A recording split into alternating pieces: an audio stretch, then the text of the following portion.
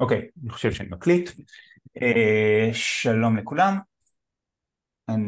בוא נתחיל. אני רוצה לדבר על איזשהו טריק שאני מאוד אוהב, וזה טריק שמשתמשים בו בחלקים מאוד גדולים של מתמטיקה. אני לא ראיתי חלקים, אני לא ראיתי, בכל החלקים שאני התעסקתי בהם אפשר להשתמש בו. ו... אבל שוב פעם, בגלל שלא הכרתי מי אתם, החלטתי שכל הדוגמאות שיהיו פה יהיו מ... מ... ממשהו שלומדים בשנה א'. אז ספציפית מה שצריך כדי להבין את ההרצאה הזאת זה תורת הקבוצות והמושג של שדה שלומדים בשיעורים הראשונים של האלגברה ליניארית. טוב, אז בואו ניגש לעיקר. השחקן העיקרי, השחקנים העיקריים בטריק הזה זה דברים שנקראים על מסננים. בסדר? על מסנן, ניסיתי לצייר לכם על מסנן פה. על מסנן זה איזושהי מכונה שאפשר להכניס לה מלמעלה קבוצה של טבעים, והיא ממיינת אותה, היא מכריזה על הקבוצה הזאת או שהיא קטנה או שהיא גדולה.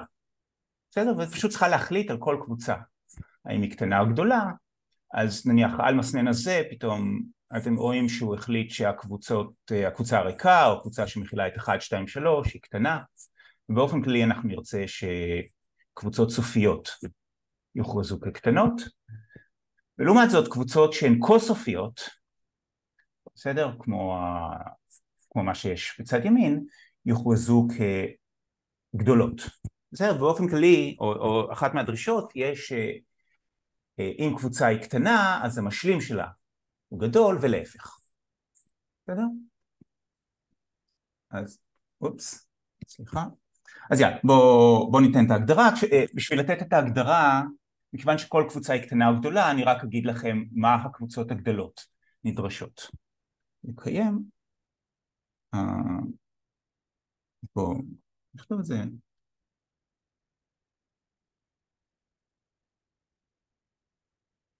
אז על מסנן הוא אוסף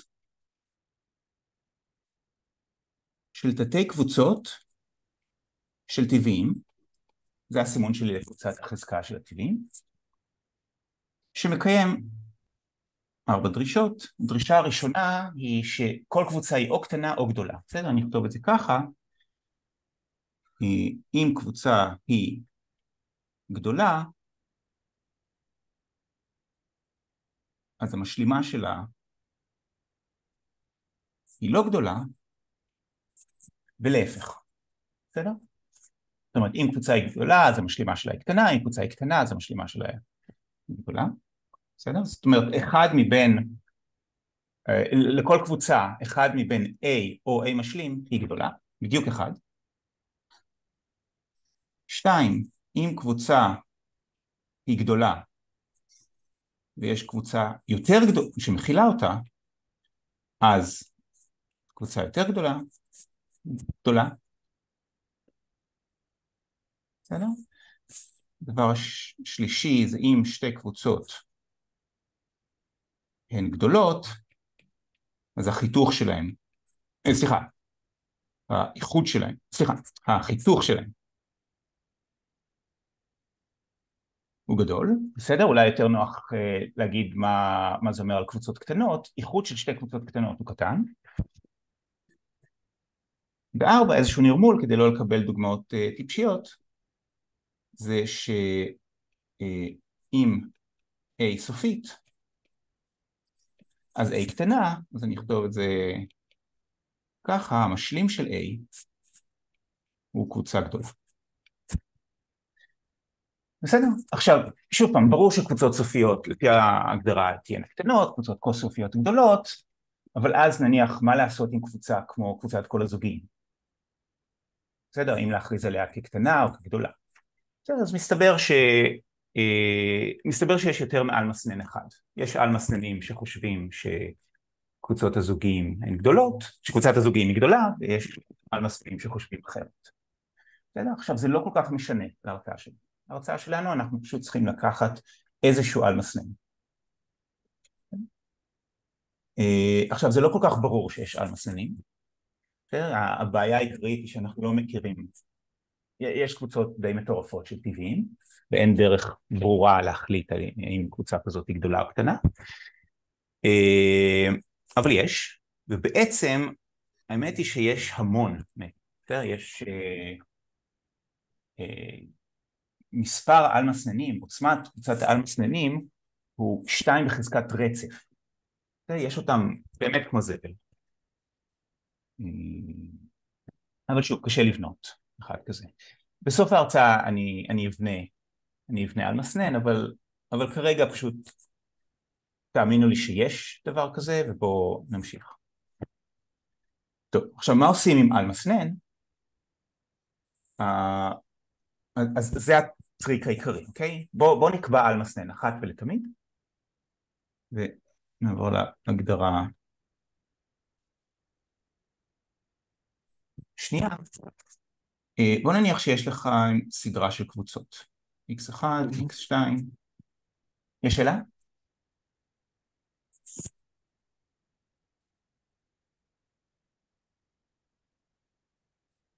בסדר, בוא נניח שיש לכם סדרה של קבוצות, אני הולך להגדיר משהו נקרא על מכפלה.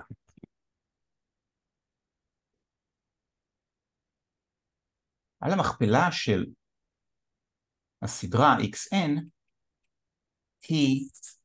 זאת הולכת להיות קבוצה, בסדר? אני הולך לסמן אותה באינטגרל על u של xn, ואני הולך להגדיר אותה להיות המכפלה של xn, בסדר? כלומר, סדרות של איברים, כל אחד מהם, הקורדינטה n היא צריכה להיות ב-xn, מודולו איזשהו יחס שקילות. בסדר? והיחס השקילות הזה אומר שיש לי סדרה אחת שקולה לסדרה שנייה, אם שתי הסדרות האלה מתלכדות בקבוצה גדולה.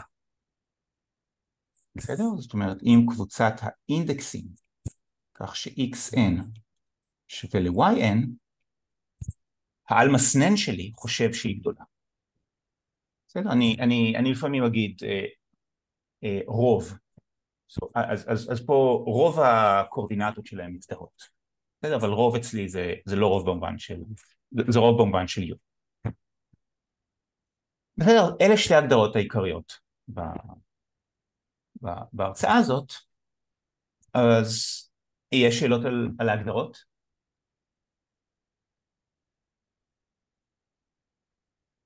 אוקיי, זה משהו נראה די אקראי, בואו אני אתחיל לתת דוגמאות, בואו נתחיל לחשב על מסננים.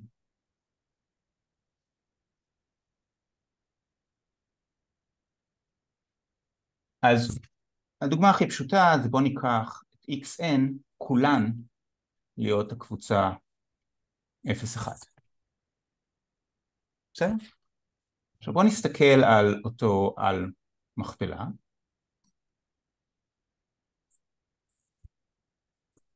בסדר, עכשיו בואו ניקח איזשהו איבר, אולי לפני זה בואו ניקח איזשהו איבר, an, בתוך המכפלה האינסופית לקבוצה 0,1, לפני שאני מחלק ביחס השקילות.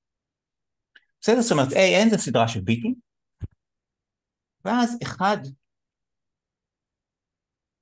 מהבאים מתקיים.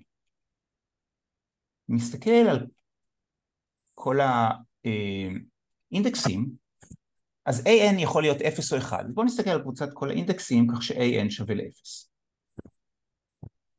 יכול להיות שהיא שייכת ל-u, יכול להיות שהיא גדולה, ויכול להיות שהיא קטנה. בסדר? אם היא שייכת ל-u, זה אומר שהסדרה an שקולה לסדרה שכולה אפסים, לפי הגדרה, נכון? הקבוצה הזאת היא בדיוק קבוצת האינדקסים שבה an מזדהה עם הסדרה 0. בסדר? אבל הדבר הזה אומר, אוקיי, אז אם יש לי סדרה כזאת, אז כל הסדרות שמקיימות את התכונה הבאה שקולות לסדרה הקבועה 0. מצד שני, אם הקבוצה הזאת לא שייכת ל-U, זה אומר שהקבוצה של כל ה-N'ים, כך ש-AN שווה ל-1, המשלימה שלה כן שייכת לי.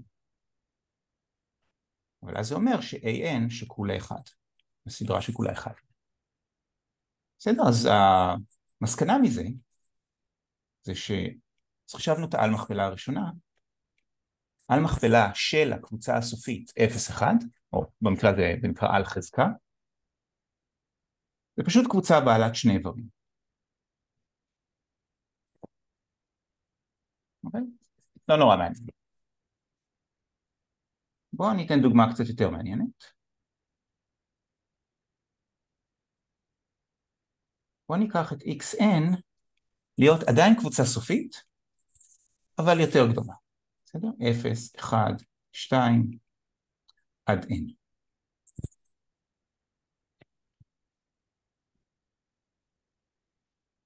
בסדר? עכשיו, אני טוען משהו על הקבוצה הזאת, אני טוען שאם אני לוקח אותה על מכפלה של ה-xn'ים, אני מקבל איזושהי קבוצה, בסדר? לא... xn לא קבועה? xn לא קבועה, xn משתנה עם n. אם אני לוקח סדרה קבועה, אם אני אקח את הסדרה הקבועה 0, 1, 2, אז הוכחה מאוד דומה תגיד שהעל מכפלה היא גם כן קבוצה בעלת שלושה איברים. אז אני לוקח את הדרגת סיבוכיות הבאה, קבוצות סופיות, אבל שהגודל שלהם שואף לאינסוף. בסדר? אז אני רוצה להגיד משהו על הקבוצה הזאת, זו קבוצה, בסדר? אין לי משהו חכם להגיד. כן. אפשר לשאול משהו? כמובן. אז בעצם הסימן הזה עם האינטגרל, בעצם אפשר להגיד, זה בעצם מספר, זה מחלקות השקילות תחת היחס שמושרה על ידי היחס של על מסנן, כן? של כל הסדרות. נכון. אוקיי, בסדר. נכון. כן, הסימון הזה אומר שאני מסתכל על כל הסדרות, ואני מחלק ביחס השקילות שאומר לי ששתי סדרות הן שוות, אם הן מזדהות בקבוצה גדולה. בסדר? הסימון הזה של האינטגרל בא להגיד שאני בעצם לוקח איזשהו סוג של רוב. כן. על הקבוצות האלה. בסדר? עוד שאלות? כן, זה הגיוני בעצם שזה אינטגרל. כן, מעולה, תודה. עוד שאלות?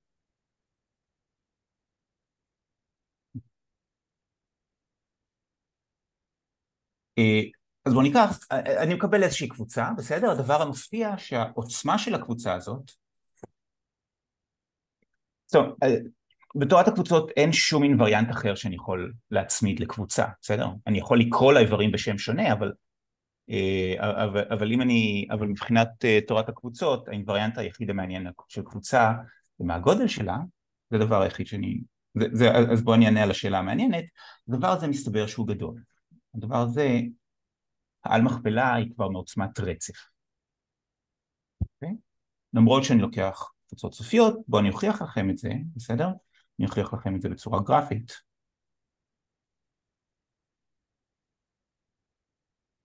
אני צריך לתאר לכם רצף קבוצות, רצף סדרות, שכל שתיים לא שקולות. בסדר, אני אעשה את זה באופן הבא. מה זה אומר? איך אני הולך לבחור סדרה? קורדינטה 1 צריכה להילקח מתוך קבוצה של שני איברים, קורדינטה 2 צריכה להילקח מתוך קבוצה של שלושה איברים וכו'. בסדר? אז בואו ניתן צבע. מה שאני הולך לעשות, אני הולך להסתכל בקרניים בשיפוע קטן מ-45 מעלות דרך הנקודה הזאת. אז הנה דוגמה לקרן הזאת. ומה שאני הולך לעשות, מהקרן הזאת אני הולך להגדיר סדרה. איך אני אגדיר אותה? אני אקח לכל קורדינטת x שלמה, אני אקח את הנקודה הכי קרובה לקרן, באותה קורדינטת x. בסדר, אז הסדרה, ואם נופל בדיוק בחצי, קחו אחד, זה לא משנה, קחו את העליון, תעגלו למעלה.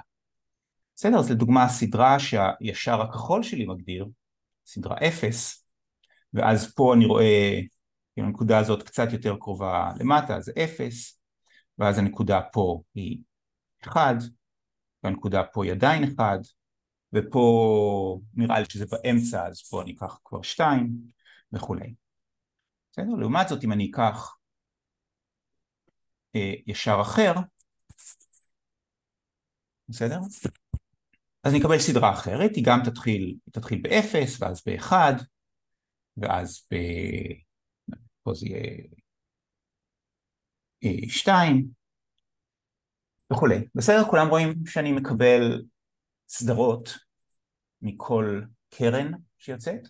עכשיו, אם יש לי שתי קרניים והם לא באותו שיפוע, אז באיזשהו שלב הם יתרחקו אחת מהשנייה, ואז החל מנקודה מסוימת, הסדרות שאני מקבל תהיינה שלמות. בסדר? זו אולי דוגמה לא טריוויאלית, ראשונה. יש שאלות לדוגמה הזאת?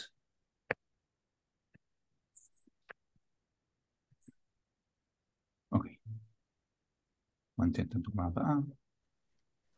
אפשר אולי הסבר נוסף על כן. איך אתה מחשב את העוצמה של אינטגרל על קבוצה? כן, כן. אז אינטגרל לקבוצה זה היה סימון, בסדר? הכוונה של הדבר הזה זה איזושהי קבוצה, זה אוסף כל הסדרות, מודול הוא יחס שקילות. בסדר? עכשיו, אוסף כל מה זה הסדרות. מודולו יחס? מה יחס השקילות הזה? מה זה מודולו יחס? מה זה מודולו יחס? יחס שקילות, אתה יכול להסתכל, לכל יחס שקילות אתה יכול להסתכל על אוסף מחלקות השקילות שלו. בסדר? אם יש לך יחס שקילות, אתה יכול לקחת איבר ולהסתכל על כל האיברים ששקולים לו. בסדר? אוקיי. בסדר? והעוצמה זה כמה יחסי שקילות כאלה יש? כמה מחלקות שקילות כאלה יש, כן. הבנתי. בסדר? עכשיו, כדי להראות שהעוצמה הזאת היא רצף, אני צריך להראות שני דברים. אני צריך להראות שהעוצמה היא לכל היותר רצף, אני צריך להראות שהעוצמה היא לכל הפחות רצף. בסדר? עכשיו, לא הראיתי שהעוצמה היא לכל היותר רצף, אבל זה נכון בגלל אם אתה מסתכל סתם על קבוצת כל הסדרות, לפני שלקחת מחלקות שקילות, בסדר? אם כל מחלקת שקילות הייתה איבר יחיד, זה היה בעוצמת רצף. בסדר? והדבר הזה, והעל מכפלה, היא מעוצמה קטנה יותר. אז מה שנשאר להראות שיש רצף מחלקות שקילות שונות. בסדר? וזה מה שעשיתי. כי יצרנו עכשיו לכל קרן שיכולה להיות, בדיוק, יש בדיוק, בסוף בדיוק, זוויות, אנחנו יכולים בדיוק, ליצור סדרה בדיוק. שלא מתאימה לאף מחלקת שקילות אחרת. בדיוק, אוקיי. בדיוק, לאף קרן אחרת, כן, בדיוק. אוקיי, עכשיו יש עוד, בסדר? אני יכולתי לקחת כל מיני דברים משוגעים כאלה, כל מיני משוגעים כאלה ולקבל עוד מחלקות שקילות, אבל לא עשיתי את זה. בסדר, אז בסדר, אני עניתי על השאלה? כן, תודה.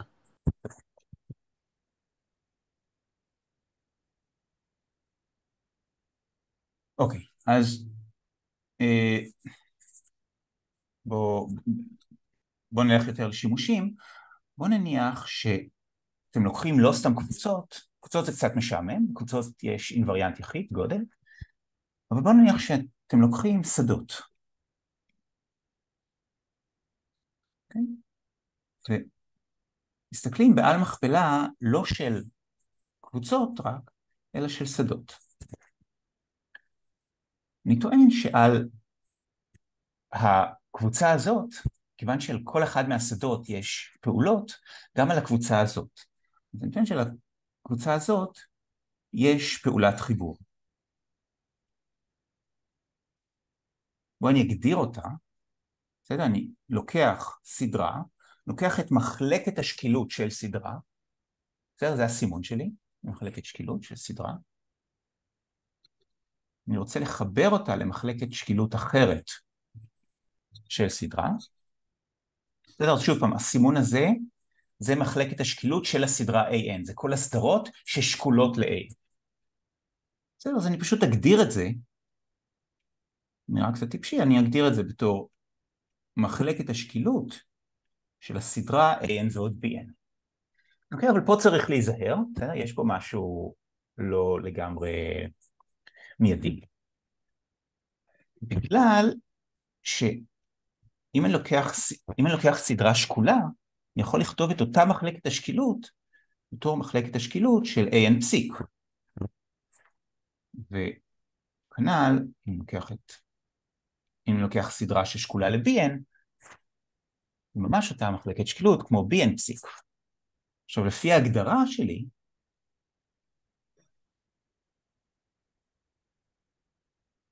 אני צריך שהסדרה הזאת והסדרה הזאת תהיינה שקולות.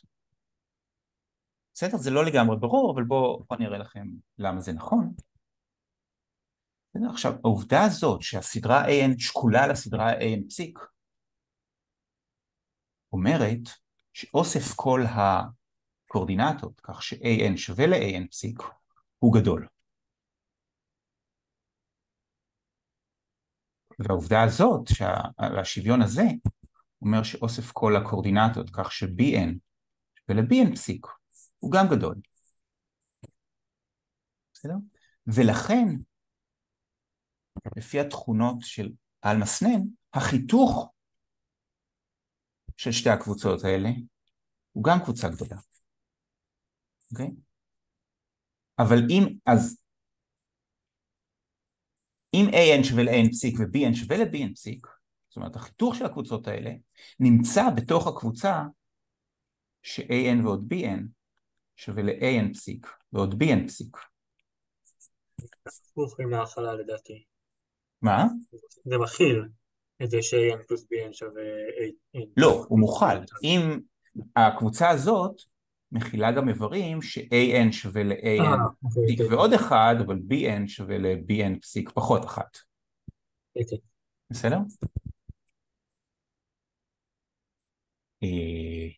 אבל שוב פעם, יש פה קבוצה שמכילה קבוצה שהיא גדולה, ולכן היא גדולה.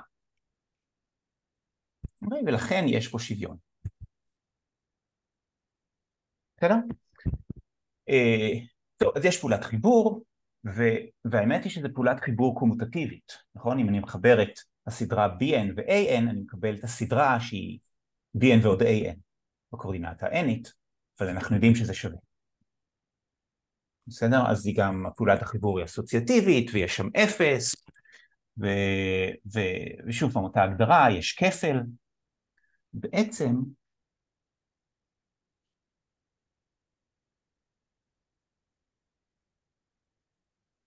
הדבר הזה, העל מכפלה הזאת, היא שדה.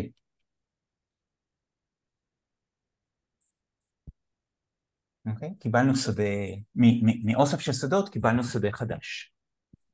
אוקיי? עכשיו, זה בערך השימוש, ככה משתמשים בעל מסננים, בסדר? על מכפלות ועל מסננים. אם תחשבו על זה, אתם יכולים להפעיל את ההגדרה הזאת על כל מבנה מתמטי, שאתם מכירים. עכשיו, אני לא יודע מה המבנים המתמטיים שאתם אוהבים, אז אני רק אזרוק דוגמאות, חוגים, חבורות, גרפים, מרחבים טופולוגיים, מרחבים מטריים, מה שתרצו, בסדר? אז זה דרך לבנות מבנים חדשים עם מבנים שיש לכם. עכשיו, אני אמשיך לדבר על פולינומים. שאלה רגע. כן. למה בעצם היום צריכים את היחס שקילות? כאילו, המכפלה גם הייתה נותנת לנו שדה חדש, לא? לא, מכפלה של שדות היא לרוב לא שדה. אני אגיד לך למה. הבעיה היא שיש איברים שונים מאפס שאינם הפיכים. תסתכל על האיבר הזה. תסתכל אפילו על מכפלה של שתי שדות. תסתכל על האיבר הזה, הוא לא הפיך. הוא שונה מאפס, אבל הוא לא הפיך. ופה הדברים כאלה כאילו יהיו פשוט שקולים לאפס. בדיוק. זה הטוב. אוקיי? האם המבנה החדש תלוי בעל מסנן שאתה בוחר? כן, למרבה הצער, כן. תלוי בעל מסנן. בחלק מהמקרים אנחנו נראה דוגמאות שבהן הוא לא תלוי בעל מסנן. תכף אני אתן דוגמאות שבהן הוא לא תלוי בעל מסנן. אני ממש לא הולך לחשב, אבל באופן כללי זה מאוד תלוי בעל מסנן. בסדר,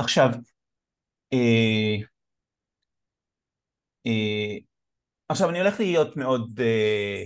עכשיו אתם יודעים שאיברים בעל מסנן בעצם זה מחלקות שקילות של סדרות. בסדר? אז איברים בעל מסנן נראים ככה. בעל מכפלה נראים מחלקת שקילות של סדרה. בסדר? בוא נקרא לזה K. בסדר? איברים ב-K בריבוע. זוגות. אם אני רוצה לדבר על מרחבים וקטוריים, אם אני רוצה לדבר על מרחב וקטורי דו-מימדי, K בריבוע, איברים שם נראים כמו זוגות. בסדר? של איברים, אבל בואו נכתוב את זה אחרת. מחלקת שקילות של זוגות. אני גם יכול לדבר על מחלקות שקילות של זוגות, ואז זה יתאים בעצם לאיבר ב-K בריבוע או K בשלישית וכו'. בסדר, אני יכול לדבר על פולינומים. בסדר, אם יש לי סדרה של פולינומים, בואו נקרא להם Fn, בואו נניח שיש לי סדרה של פולינומים ריבועיים, an ועוד bnx ועוד cnx בריבוע. Okay. אני יכול ליצור מזה פולינום חדש. אני יכול לקחת את הסדרה an, זה נותן לי איבר של k, בואו נניח זה ב-fn x, ועוד הסדרה של bn x, ועוד הסדרה של cn x בריבוע. אתם רואים, זה פולינום ב-k של x, פולינום ריבועי ב-k של x. אוקיי, אני פשוט אסמן אותו ככה.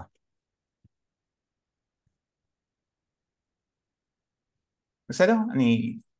זה איזשהו, זה סימון. עכשיו, מה קורה שאני לוקח את סדרת הפולינומים fn, זה פולינומים, x, ואני מציב איזשהו איבר, dn.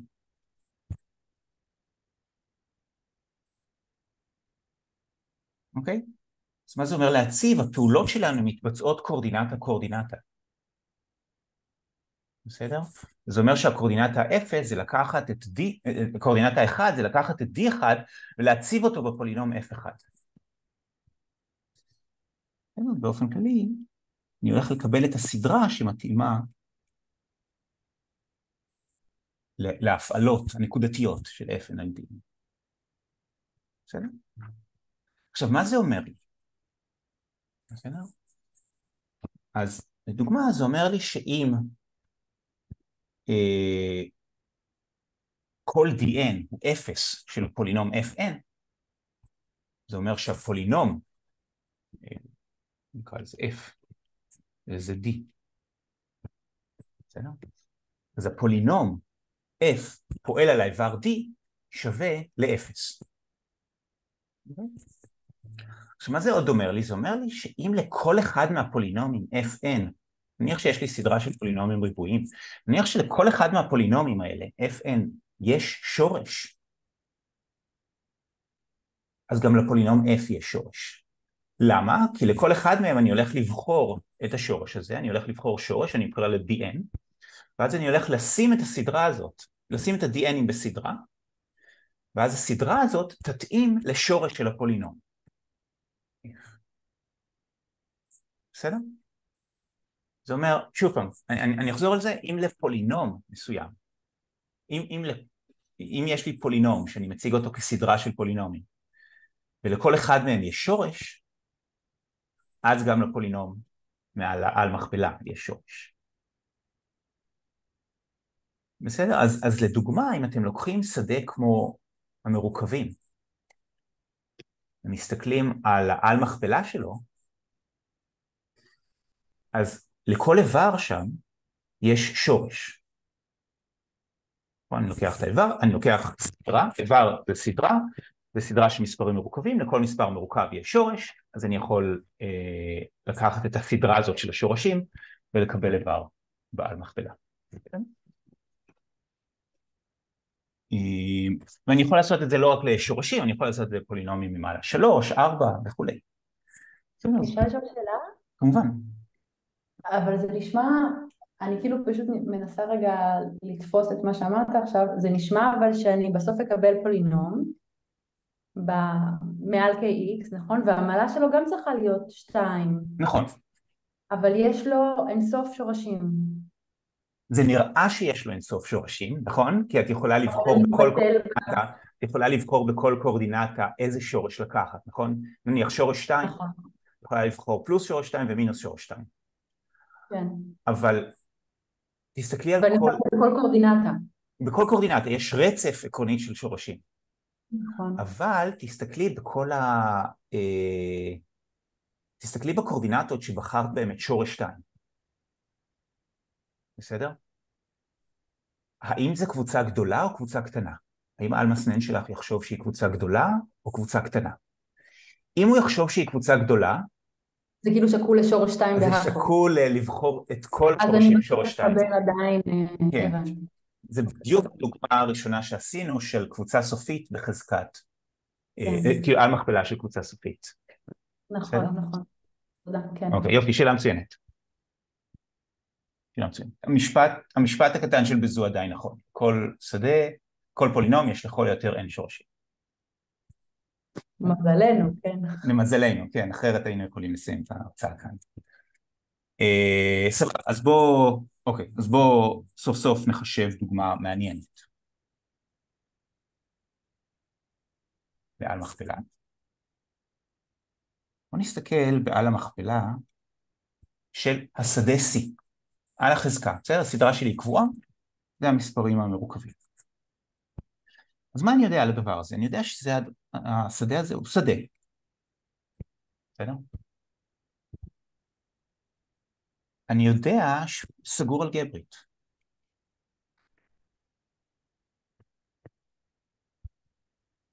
כן, מה שאמרנו. אני יודע שהוא מעוצמת רצף. למה הוא מעוצמת רצף?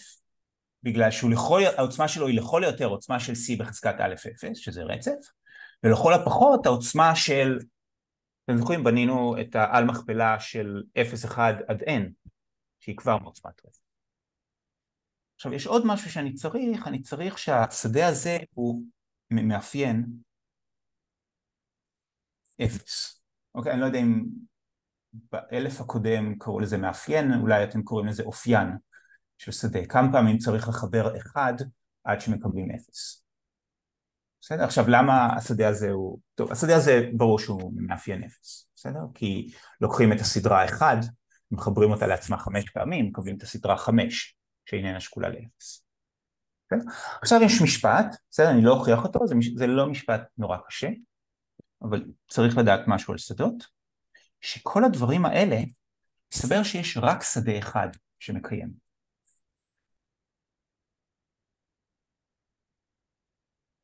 מסתבר שהשדה היחיד, שהוא סגור אלגברית מעוצמת רצף ומאפיין 0, הוא שדה המספרים המרוכבים.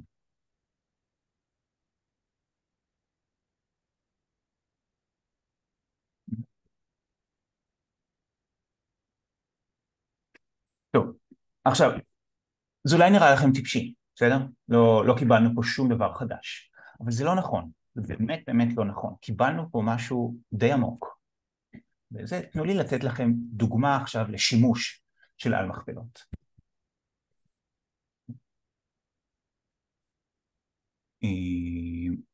אז הנה דוגמה לשימוש של על מכפלה, אני הולך לקחת... אז בעצם רק התוצאה שלך היא בעצם לא תלויה במסנן, נכון? בדיוק, זה אחת מהדוגמאות, כמו שאמרתי למשה קודם, אחת מהדוגמאות שבה העל מכפלה לא תלויה במסנן. נכון.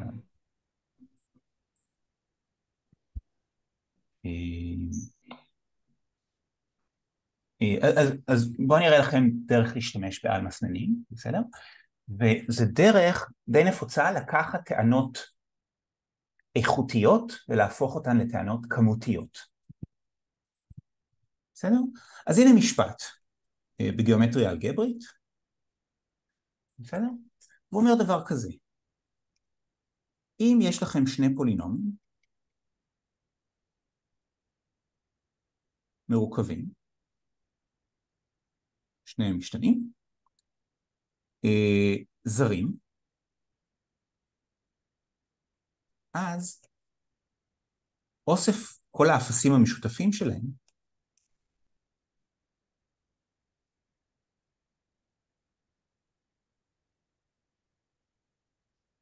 הוא סופי. זה משפט שאפשר להוכיח. מה זה אומר שפולינומים הם זרים? זה אומר שאין להם מחלק משותף. אין פולינום שמחלק את שניהם. בסדר? בסדר? עניתי על השאלה? כן, מצוין.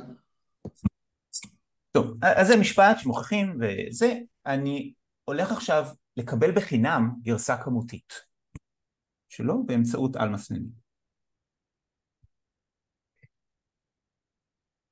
לכל D יש איזשהו קבוע, כך שאם F ו-G מדרגה קטנה שווה מ-D וזרים, אז קבוצת האפסים המשותפת שלהם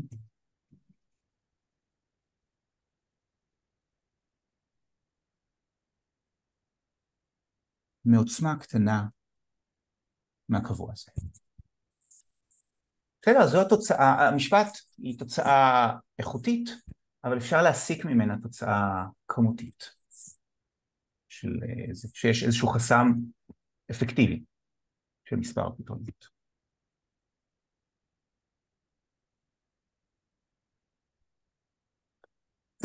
ואת זה אני אסיק מהשוויון הזה. אז בואו נוכיח את זה. מה אני רוצה להגיד? סבבה, אז נניח שזה לא נכון. נניח שהטענה שגויה עבור איזשהו D. מה זה אומר? זה אומר שאין חסם על מספר הפתרונות המשותף של פולינום. של שני פולינומים מדרגה על D שהם זרים. אבל מה זה אומר? זה אומר שאפשר, לכל N אפשר למצוא זוג פולינומים, ואין פתרונות שונים שלהם.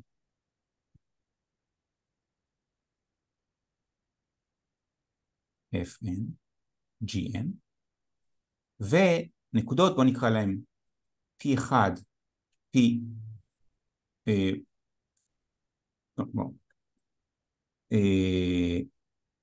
Pn 1 עד Pnn, זאת ו-C בריבוע, כך ש-Fn של Pni שווה ל-Gn של Pni שווה ל-0. בסדר, אני משתמש אני מקצר, אני רושם וקטורים ולא קורדינטות. בסדר? עכשיו, מה אנחנו הולכים לעשות? אנחנו הולכים להסתכל בעל מכפלה. בואו נסתכל ב-Fn. סליחה, יש שאלה?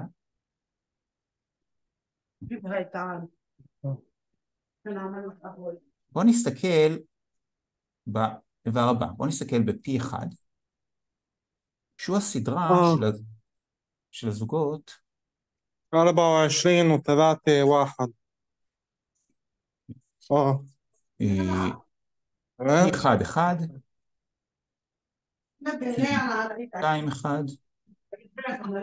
וכולי. בואו נסתכל על האיבר. وشو أعمل؟ אם אני אפעיל... סליחה, אפשר? סבבה. אוקיי. מה קורה כשאני מפעיל את הפולינום f שלי על הנקודה P1? אז לפי הגדרה, זה אני צריך להפעיל את F1 על P11, שזה 0, F2 על P21, שזה גם 0, וכו'. אוקיי? עכשיו בואו נסתכל על הפולינום P2, שזה, עכשיו הייתי רוצה לשים פה את P1-2, אבל הוא לא מוגדר. בסדר? אז במקומו אני פשוט אשים 0. ומפה והלאה אני אשים את P2-2, P3-2 וכו'. בסדר? ואם אני מפעיל את F על P2, אני מקבל סדרה. האיבר הראשון בסדרה שלי הולך להיות F1 של 0. אלוהים יודע מה זה. אבל החל מהאיבר השני בסדרה, כל אלה הולכים להיות אפסים. ולכן זה עדיין 0. וכולי, בסדר? אז קיבלתי שכל הסדרה, P1, P2 וכולי, כולם אפסים של F. אבל מאותה סיבה הם גם אפסים של G.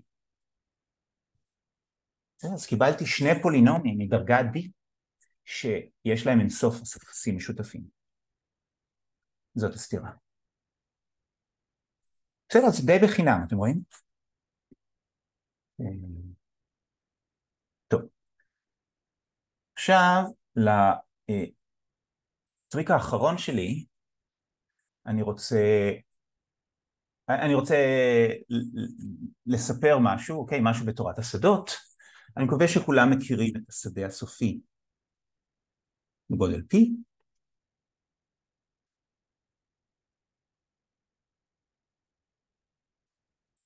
בסדר, זה המספרים מודולו P עם חיבור וכפל מודולרי. השדה הזה הוא לא סגור אלגברית. בואו נקרא לזה F1. השדה הזה הוא לא סגור אלגברית. לדוגמה, אם מסתכלים בהעתקת הריבוע, אוקיי? מ-FP ל-FP, אז היא לא חד-חד ערכית. נכון? 1 ומינוס 1, כשמעלים אותם בריבוע, מקבלים את אותו מספר. ולכן העתקת הריבוע היא לא על. זה אומר שיש איבר בשדה הזה שאין לו שורש. אז בואו ניקח איבר כזה, ועכשיו בדומה למה שאנחנו, בדומה לדרך שבה בונים את המספרים המרוכבים מהממשיים, איך בונים אותם? נכון? מוסיפים סימן וקוראים לו שורש מינוס 1, ומראים שכל הפעולות, שמה שמתקבל זה שדה. בסדר? אפשר לעשות אותו דבר.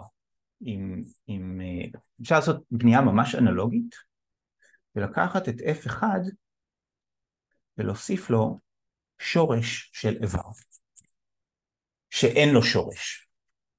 בסדר? אז מסתבר, ובונים גם שדה, בסדר? ומסתבר, נכון, המרוכבים הם מרחב וקטורי מממד 2 מעל הממשיים, השדה הזה הולך להיות מרחב וקטורי מממד 2 מעל השדה FP, אז השדה הזה הוא עדיין שדה, והגודל שלו זה P בריבוע. אז בואו נקרא לזה F2.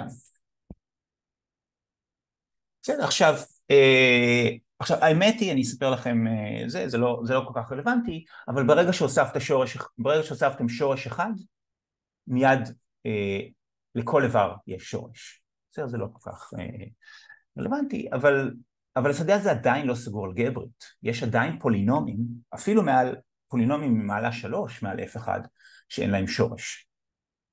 בסדר, אז בואו נוסיף אותם. בואו נגדיר F3. זה עוד שדה שבו איזשהו פולינום מעל F1 יש לו שורש. בסדר. ואני ממשיך ובונה עוד ועוד ועוד שדות, שכולם מוכלים אחד בשני. בסדר, ואני בונה את זה באופן הבא. לכל n אי זוגי, אני דואג שיש יותר ויותר פולינומים מעל F1 שיש להם שורש. בסדר, אז F2 טיפל בפולינומים ריבועיים. F3, F5, F7 ו-F9 יטפלו בפולינומים מעוקבים. F11 וכולי יטפלו בסוף, לכל פולינום מעל F1 יש שורש.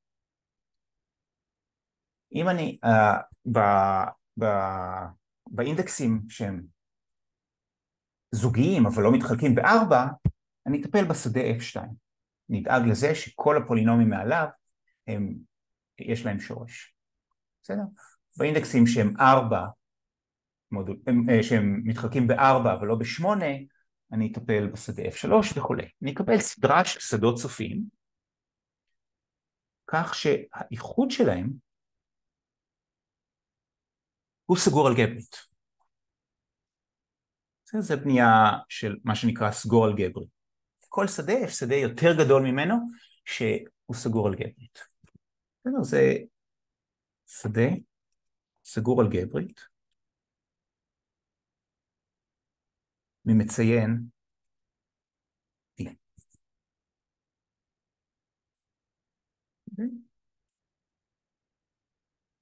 ואתם בטח יודעים מה אני הולך לעשות. עכשיו אני הולך לקחת את העל מכפלה של אותן שדות.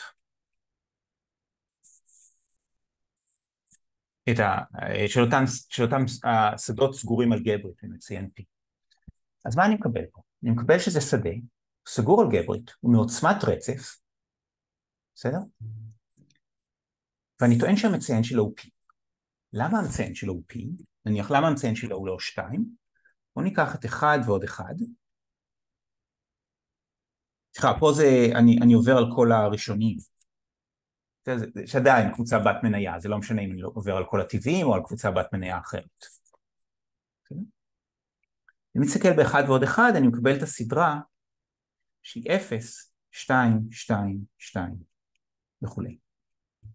בכמעט כל הראשונים קיבלתי משהו שונה מ-0, אז זה שונה מ-0. לכן המציין הוא לא 2. מאותה סיבה המציין הוא לא 3, לא 5 וכו'. בסדר? אז שוב פעם, קיבלתי שדה, סגור אלגברית, מציין 0, מעוצמת רצף. זה גם המרוכבים. אוקיי? טוב. עכשיו אני רוצה... טוב, נראה, אני אוכיח לכם משפט עכשיו.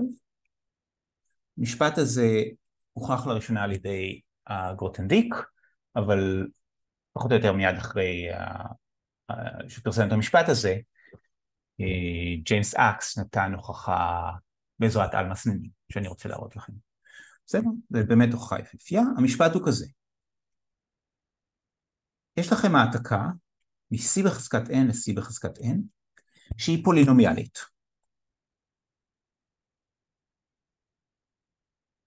מה זה אומר? זה אומר שהפונקציה הזאת, כל קורדינטה שלה היא פולינום בין משתנים. שהיא חד-חד ערכית.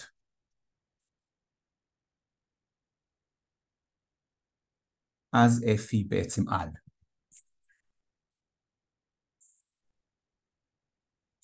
עכשיו, הנה, תראו את הקסם של ההוכחה.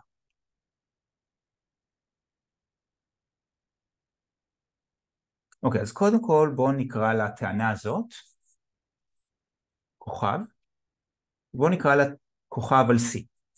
כי בעצם אני יכול לטעון את הטענה הזאת, לא חייבת להיות נכונה, אני יכול לטעון את הטענה הזאת על כל שדה. בסדר? אני יכול לטעון את הטענה הזאת על הרציונל, ואני אקרא לזה כוכבית Q. אוקיי, כוכבית Q היא שגויה. אבל המטרה שלי זה להוכיח את כוכבית C. הדבר הראשון שאני רוצה להגיד, שכוכבית נכונה עבור השדה הסופי.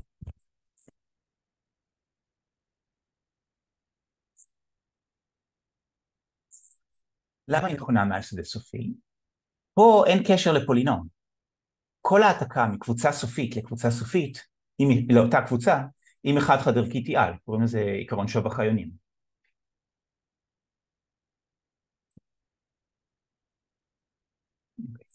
מאותה סיבה,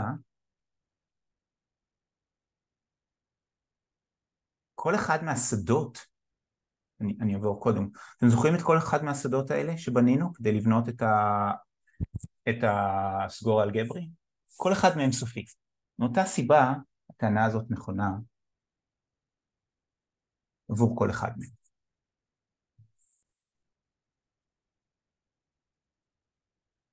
אני טוען שזה גורר שהטענה נכונה לאיחוד שלהם. אבל האיחוד שלהם זה FP. עכשיו, למה זה נכון? יש לכם העתקה פולינומיאלית, בסדר? מהאיחוד של Fn לאיחוד של Fn. בסדר? אז בוא נניח שהעתקה, אוקיי, הפולינומים האלה יש מספר סופי, כל אחד מהם בעצם כבר נמצא באחד מה-Fn. בוא נניח שהפולינום הזה, בשם פשטות, הפולינום הזה בעצם מוגדר מעל FP. אנחנו יודעים ההנחה שלנו זה שההעתקה מהאיחוד היא חד-חד ערכית, ולכן הצמצום שלה הוא חד-חד ערכית, ולכן היא על. אבל אם יש לכם העתקה, איחוד של העתקות שכל אחת מהן על, אז היא על. אוקיי? פה זה באמת משחקים, אבל הנה הפאנצ'ליין. טענה כזאת, אם היא נכונה לכל שדה, היא נכונה גם לעל מכפלה.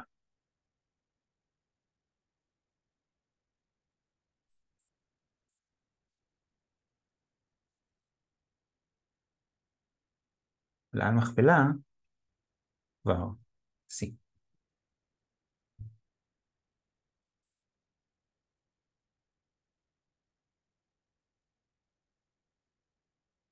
אוקיי? ושוב פעם, זה טיעון כזה של קורדינטה קורדינטה.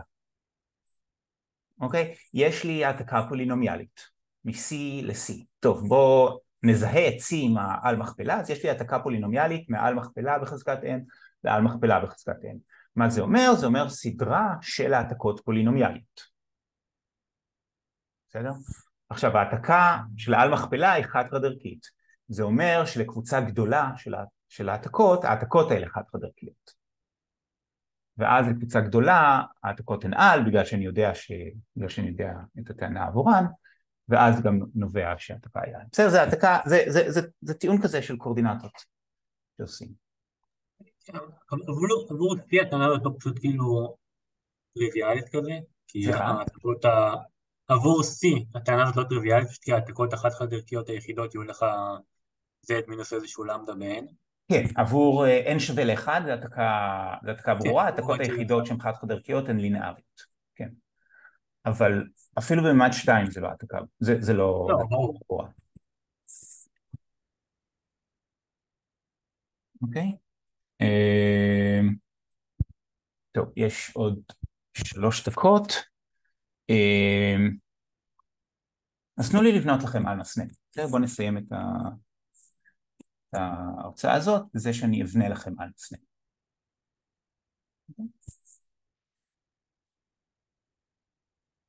אז בואו נסתכל שוב פעם באוסף כל הקבוצות. בסדר? אני טוען שזו אלגברה ביחס להפרש סימטרי, פעולת ההפרש הסימטרי. אז איך בעצם קיבלנו את הטענה ל-CN? את 4? איך קיבלנו את זה? לא, את 4 הבנתי, אבל כאילו אנחנו פה הוכחנו את הטענה רק עבור C, לא עבור CN בעצם, כללי. לא. הוכחנו את זה עבור C בחמישית גם. שוב פעם, הטענה הזאת עבור C בחמישית, עבור FP בחמישית, זו גם כן העתקה בין קבוצה סופית לקבוצה סופית. בסדר? עכשיו, יש פה משהו מאוד מעניין, בסדר? בעצם השתמשנו בעיקרון שוב החיונים, בבסיס של ההוכחה הזאת יש את עיקרון שוב החיונים. איכשהו הצלחנו להשתמש בעיקרון שוב החיונים לקבוצה אינסופית, למרוכבים. בסדר? תחשבו על זה, זה מאוד מבלבל. זה עוד שאלות לגבי ההוכחה?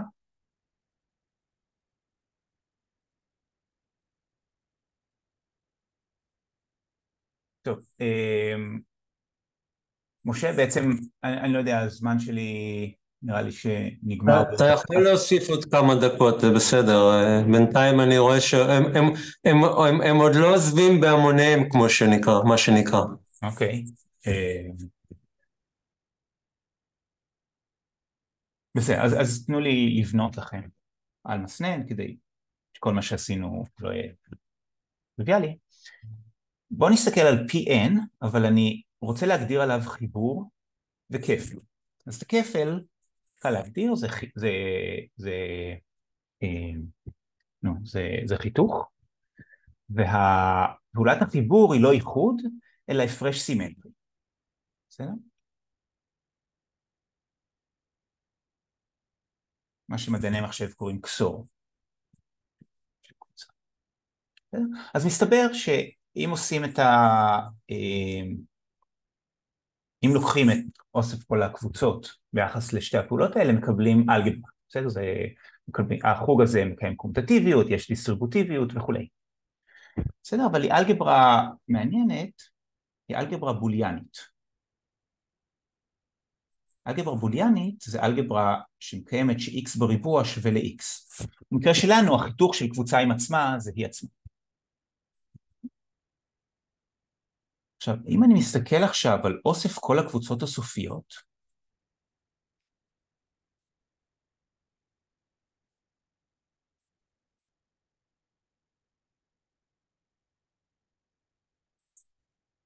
אז האוסף הזה הוא תת קבוצה, הוא סגור להפרש סימטרי, ובעצם הוא אידיאל בחוג הזה. בסדר?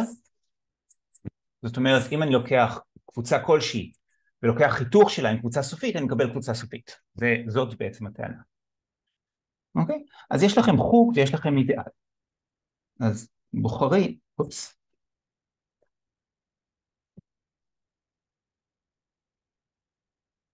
בוחרים אידיאל מקסימלי.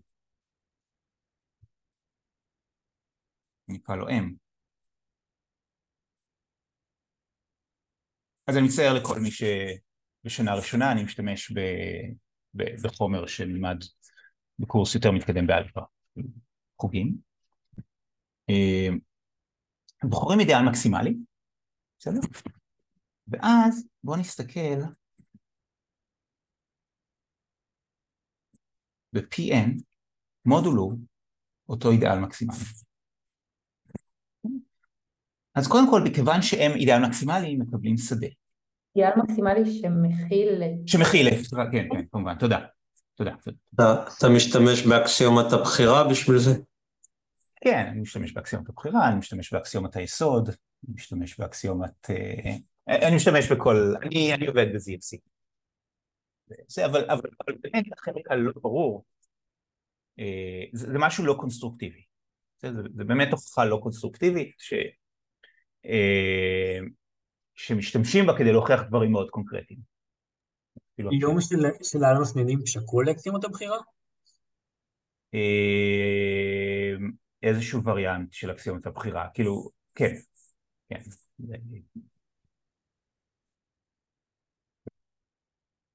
בסדר, אז בוחרים אידיאל מקסימלי. אז מה אני יודע על השדה הזה?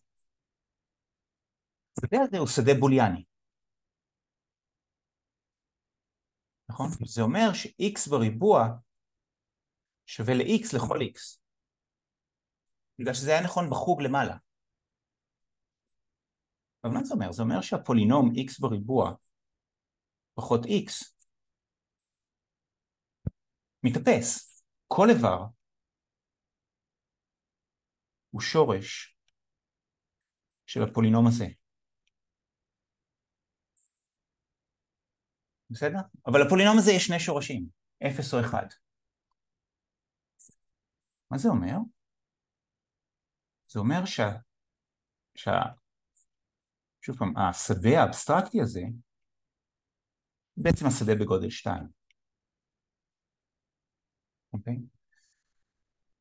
זה אומר, אז בשדה, כלומר,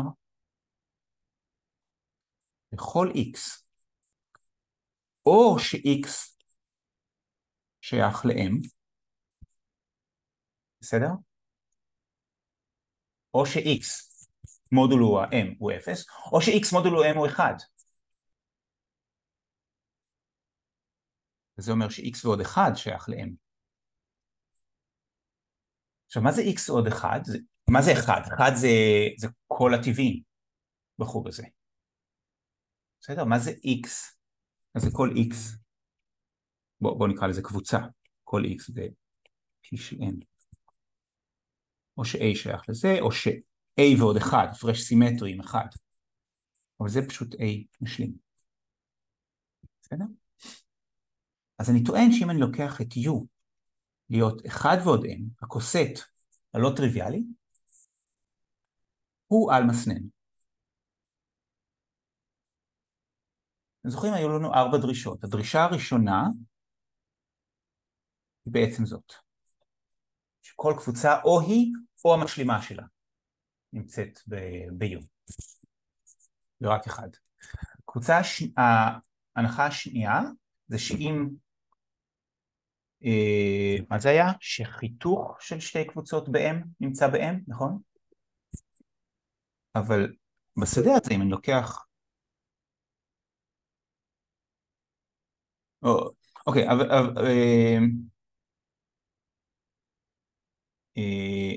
הדרישה השנייה, אם אני לוקח 1 ועוד x ו1 ועוד y, אני מקבל 1 ועוד x ועוד y ועוד xy, נכון? אבל אם x שייך ל-m, y שייך ל-m, אז גם xy שייך ל-m, אז כל הדבר הזה שייך ל-m. בסדר? אז חיתוך של שתי קבוצות שנמצאות ב-1 ועוד m, כבר נמצא ב-1 ועוד m. השלישי, טוב, בקיצור, אני לא אעשה את כל ה... טוב, בואו נעשה. השלישי, זה אם יש לי קבוצה ששייכת ל-1 ועוד m, ויש לי קבוצה שמכילה אותה, בסדר? אז b שייך ל-m. באופן שקול, אני רוצה להגיד שאם יש לי איזושהי קבוצה ששייכת ל-m, וקבוצה שמוכלת בה, אז y שייך ל-m, אבל y זה בעצם x כפול y, ו-m הוא אידיאל, אז מכיוון ש-x שייך ל-m, גם xy שייך ל-m, לכן y. והטענה הרביעית, זה בדיוק הטענה שהמשלימות של קבוצות סופיות,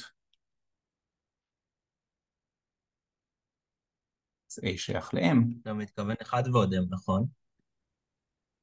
לא, אם a סופית, אז a שייך ל-m, ואז 1 ועוד a, סליחה, ואז a משלים. לא, התכוונתי ב3.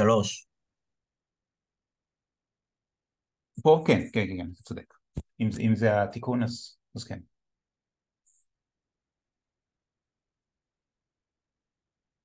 כן, תודה. אז אם a שייך ל-m, אז 1 ועוד a שייך ל-1 ועוד m. שזה הגיע. אוקיי, טוב, לקחתי יותר מדי מהזמן. האם יש שאלות?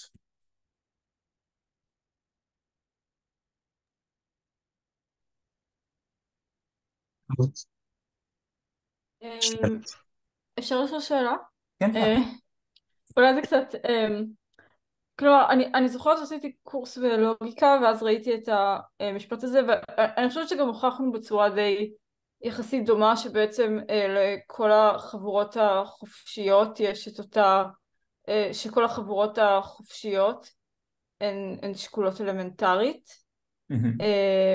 והאם אתה מכיר, יש איזושהי הכללה של מישהו בשם צליל סלע, שהוא הראה שכל חבורה, כל החבורות ההיפרבוליות חסרות הפיתול הן שקולות אלמנטרית. אתה מכיר את המשפט הזה במקרה? כן, שמעתי עליו, לא ראיתי, לא קראתי את ההוכחה אף פעם, כן. אני חושבת שמעט מאוד אנשים קראו באמת את ההוכחה, היא ממש קשה, הבנתי. כן, תודה. רגע, מה הייתה השאלה?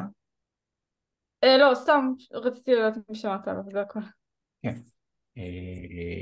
אבל זה לא טריק על מכפלות, המשפט הזה. כן, הוא שונה. כן, זו הוכחה קשה.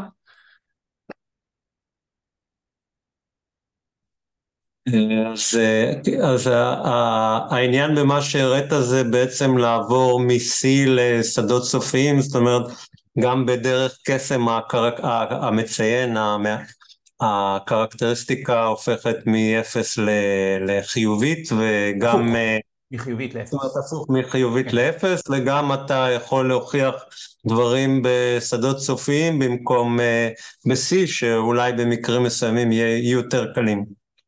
בדיוק, אז כן, זה אולי אני אגיד משהו, הדרך הרגילה שאנחנו בונים את המספרים המורכבים,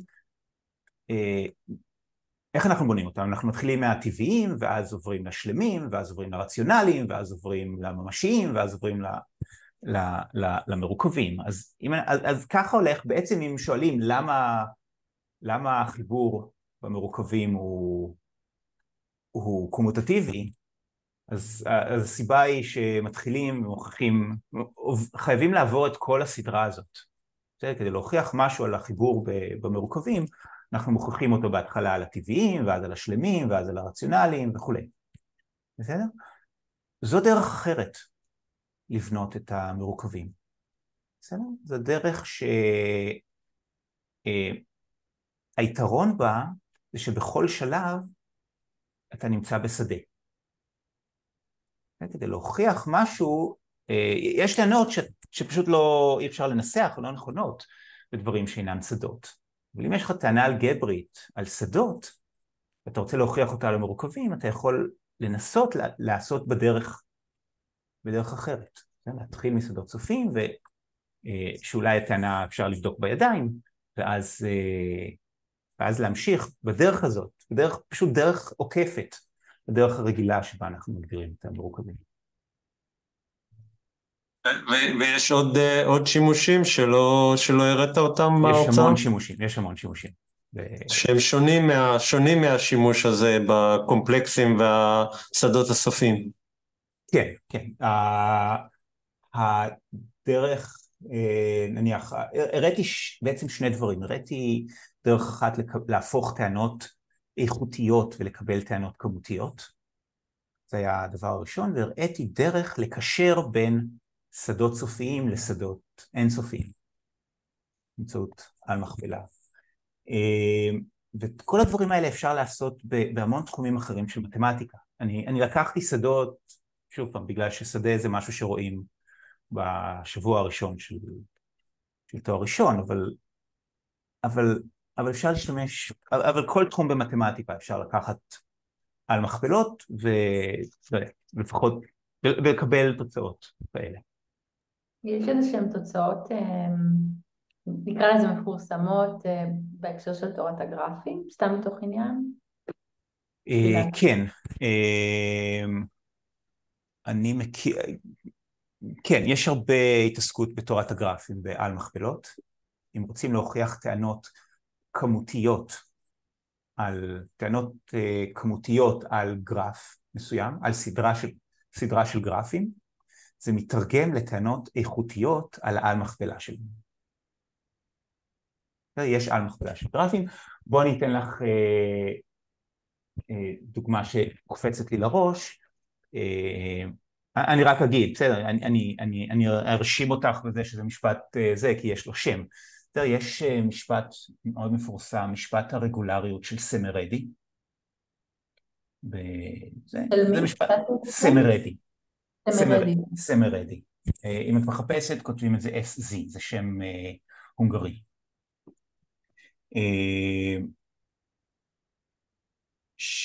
ואני מכיר להוכחה פשוטה דרך על מסננים. על ידי זה שפחות או יותר לוקחים את העל מכפלה של הגרפים, ואז מוכיחים עליהם משהו. מוכיחים טענה איכותית על העל מכפלה הזאת.